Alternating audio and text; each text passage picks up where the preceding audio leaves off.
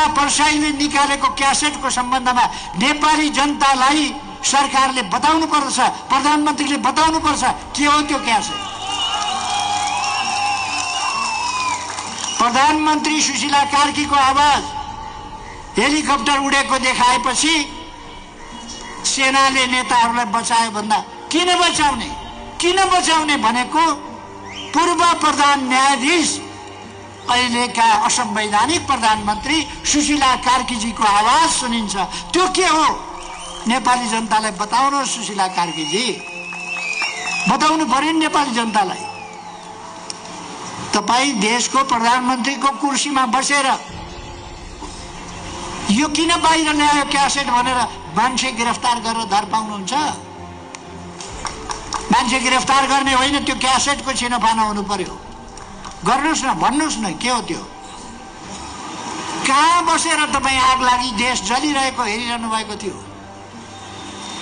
कहाँ बसेर तपाईँ मारकाटको पक्ष पोषण गरिरहनु भएको थियो?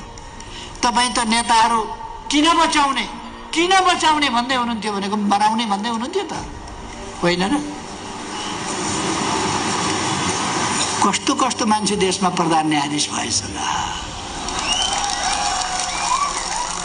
कस्तो मान्छे बचाउन सेनाले बचायो भन्दा किन बचाउने भनेर उफ्रिने मान्छे प्रधान न्यायाधीश भएका रहेछन् यो देशमा।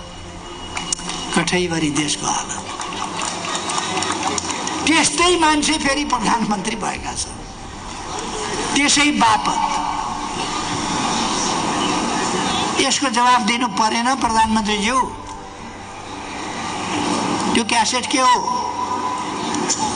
त्यो जवाब दिनु पर्यो। मजाक हो यो? तसर्थ मैले अस्ति पनि भनेको थिएँ, आतंकको राज यो त आतंकको राज भयो, त्रासको राजनीति भयो, तर्साउने कुरा भयो। डरो मुटु भएकाहरू तर्सिँदैनन्, कमजोर मुटु भएकाहरू तर्सेलान्। नेकपा एमाले तर्सिँदैन, नेपाली जनता तर्सिँदैन। म तपाईहरुलाई भन्न चाहन्छु, नेकपा एमाले तर्सिँदैन। विधिको शासन फर्किन्छ, फर्काउनु पर्छ, फर्काइन्छ। तर्सिँदैन नेकपा एमाले।